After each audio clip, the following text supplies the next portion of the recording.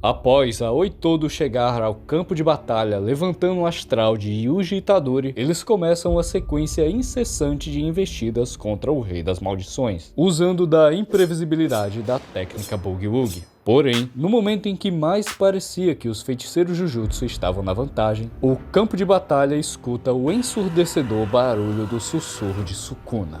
Expansão de domínio. Porém, antes que tudo estivesse perdido, surge ao longe uma figura familiar do homem que ele enterrou com as próprias mãos. Mas o semblante escondia a verdadeira pessoa por trás daquilo, Okotsu Yuta. Sem pestanejar, eles já partem para um duelo de expansões. Só que, apesar do treino da troca de corpos, Yuta não conseguia nem lutar direito com o corpo do Satoru, por causa das suas articulações extensas e pela complexidade da técnica do Jujutsu do Infinito, mesmo sendo auxiliado pelos 6 olhos. Além de ter sido pego desprevenido com o fato de Sukuna conseguir usar da amplificação de domínio mesmo com a expansão ativa. Porém, com a ajuda do feiticeiro certo, ele consegue a brecha para usar o Vazio. Roxo. Só que aquilo não seria suficiente para parar o Rei das Maldições. E por conta da exaustão de técnica, ele se viu desacordado em meio à luta. Por conta disso, Itadori e Yaoi não aguentaram mais muito tempo contra Ryomen, e após ter feito o campo de batalha brilhar escuro novamente, com a aplicação de um outro raio negro, o Rei das Maldições finalmente recuperou seu fluxo de energia reversa. E quando tudo parecia perdido, o fantasma do mais forte aparece novamente. Mas, assim como Suguru Geto e Toji Fushiguro foram capazes de recuperar o controle dos seus corpos em Shibuya, Gojo Satoru assumiu o lugar de seu discípulo, preparando o terreno para a revanche entre os mais fortes.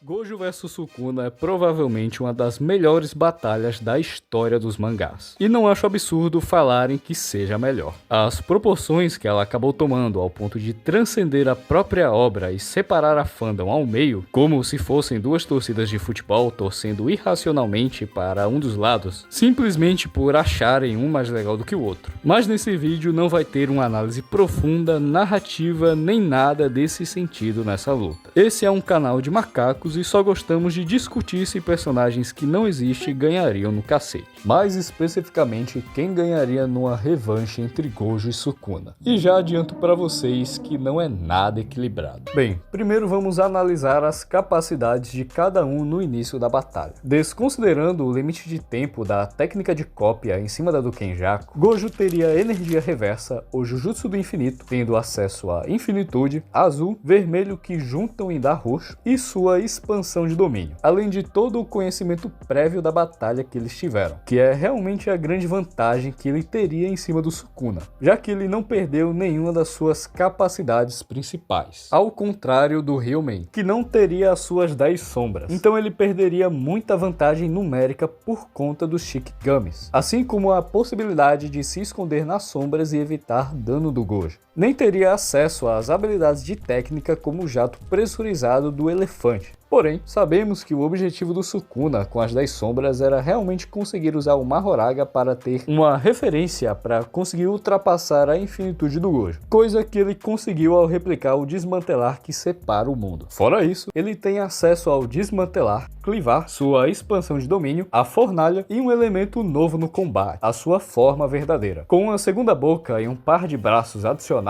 Sukuna consegue facilmente aplicar melhorias de ritual nas suas técnicas, aumentando muito a força dela, além de conseguir uma superioridade marcial absurda, da mesma forma que vimos contra Hajime e Itadori. E já que ele não precisaria se preocupar com manter a adaptação do Mahoraga, ele poderia usar a amplificação de domínio de forma bem mais livre. Porém, isso não seria realmente tão útil assim contra o Gojo, porque apesar de ele conseguir aumentar muito a potência dos cortes com efeitos de rituais, de nada adianta se eles não acertarem. E por mais que 4 braços traga vantagens muito grandes contra pessoas até mesmo muito fortes, O Gojo é o homem exceção. Ele conseguiu se demonstrar superior na porrada contra o Sukuna o tempo inteiro. E mesmo quando a luta partiu para uma situação de 3 contra 1, ele ainda conseguiu subjugar a família inteira. E fazendo a matemática básica, ele não teve trabalho contra 6 braços. Imagina com 4. E por mais que muitas pessoas acreditem que o corpo do Sukuna original era mais resistente que o dele no corpo do Megumi, não existem motivos para acreditar nisso, já que apesar de um físico bem desenvolvido como o do Todo ajudar sim bastante em um confronto de feiticeiros de alto nível, a capacidade ofensiva e defensiva deles vai ser muito mais determinada pelo uso de reforço básico com energia amaldiçoada e implemento de técnicas como o ilimitado, as manoplas de azul e a amplificação de domínio do que qualquer outra coisa. E esse é um conceito apresentado dentro da obra. O próprio Gojo fala que o Miguel acaba sendo superior fisicamente a ele, por ter uma anatomia muito mais privilegiada do que a maioria dos japoneses, e que se eles lutassem sem energia amaldiçoada, ele até poderia vencer o Satoru. Mas o resultado dessa luta a gente já sabe. Então, o Sukuna teria que apelar para a expansão de domínio para conseguir acertar o Gojo com golpes mais letais do que soco. E aconteceria o mesmo do início da luta dele contra o Yuta, com o Gojo expandindo também. E apesar da expansão sem barreiras do Sukuna ter um alcance muito maior, o grande problema do Gojo naquela luta foi realmente demorar para entender a situação em que ele estava, para conseguir bolar uma estratégia para se adaptar. Mas por conta do conhecimento prévio da luta, ele já teria sua estratégia bem definida. Encolher sua expansão para aumentar a durabilidade das barreiras e focar em causar dano contra o Sukuna para desfazer seu domínio. E ao contrário do Yuta, ele não seria pego desprevenido, então é difícil de crer que o resultado seria diferente do que o anterior. Provavelmente, a esse ponto, eles não seriam mais capazes de destruir seus cérebros e regenerarem ele usando energia reversa. Então a luta se estenderia um pouco mais, com os dois usando mais de combate marcial durante esses intervalos. Só que pelo tempo de duração do domínio praticamente não ser mais um problema, e ele não ter mais o fator luta contra o tempo por conta da adaptação do Mahoraga, é realmente difícil de imaginar um cenário em que o Sukuna não seria encurralado, até que ele se descuidasse e caísse no acerto garantido.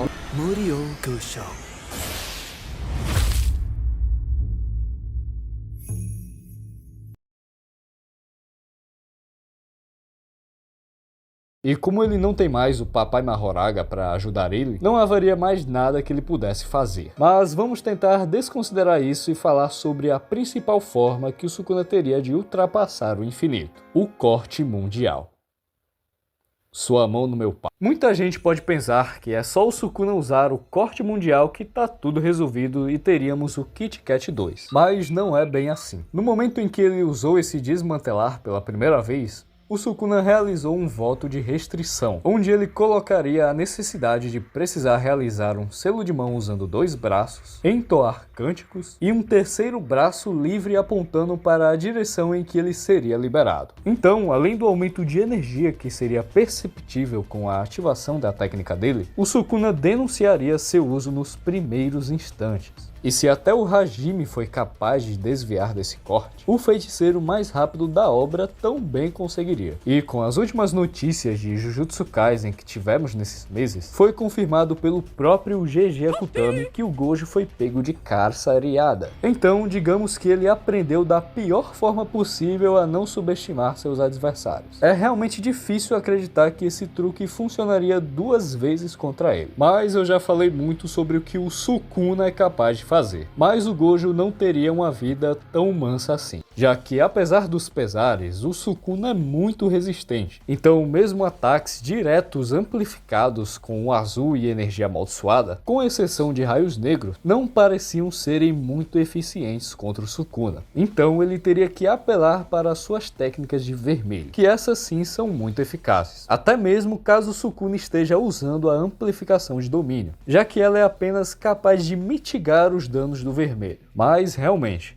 a única forma que o Gojo teria de conseguir finalizar essa luta, sem contar com pegar o Sukuna no acerto garantido do vazio ilimitado, seria realmente usando o vazio roxo. Mas da mesma forma que o Satoru não deixaria o Sukuna completar os passos para usar o corte mundial, não tem motivos para ele deixar as etapas para o púrpura serem completas também. Então, o Gojo teria que apelar novamente para a forma irrestrita do vazio roxo. E nesse caso, Sukuna provavelmente teria mais facilidade de lidar do que quando tinha a ajuda do pai dele, porque provavelmente os desmantelares conseguiriam dispersar tanto o azul quanto o vermelho melhor do que o jato de água pressurizado, por ele não se materializar de forma física. Então, mesmo com encantamentos, o azul não conseguiria puxar os cortes para ele. Mas isso é realmente mais especulação minha do que qualquer outra coisa. E por mais que o Gojo recebesse danos provindos dele, é perceptível que o Sukuna sai perdendo bem mais nessa do que ele. Mas considerando que o Sukuna não teria formas eficientes de conseguir atacar o Gojo de forma realmente letal, se limitando a socos reforçados com energia amaldiçoada, não sendo nem de longe tão eficientes quanto as saraivadas de desmantelares amplificados, e com acerto garantido que o Satoru recebeu dentro do domínio dele ao mesmo tempo que ele estaria sujeito constantemente aos ataques do Gojo, usando tanto o azul quanto o vermelho, e em alguns casos o roxo, com o perigo de não se dar o luxo de ser pego pelo efeito certeiro do vazio ilimitado. Por mais que fosse uma luta mais baseada em cansaço, as chances apontam para a vitória do falso honrado.